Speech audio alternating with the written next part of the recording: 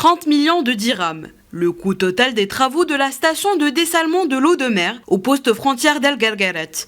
La station, dont les travaux ont commencé il y a un an, alimentera le poste frontière d'El Guerguerat en eau potable. Elle a une capacité de production de 432 mètres cubes par jour. Cette eau sera distribuée par le biais d'un réservoir d'une capacité de 200 mètres cubes et un réseau de distribution de 5 km de long.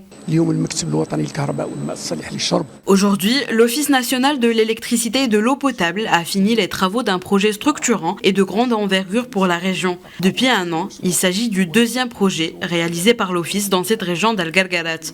Nous avons également donné le coup d'envoi à l'exploitation de la connexion électrique entre la ville de Bir Guendouz et El Guerguerat. Aujourd'hui, nous donnons le coup d'envoi à l'exploitation de la station de dessalement de l'eau de mer.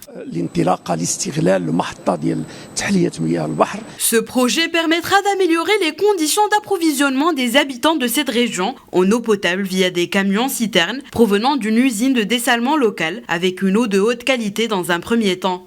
Le projet comprend également une deuxième phase liée à la construction d'un réseau de distribution d'eau potable dont les travaux devraient débuter d'ici 2024.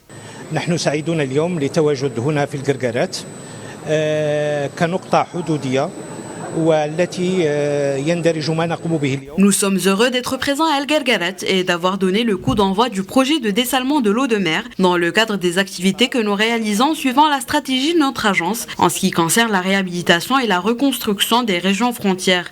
Ce projet accompagne l'activité que connaît ce poste frontière, que ce soit au niveau économique ou celui de la reconstruction et les futures perspectives de développement de ce poste frontière.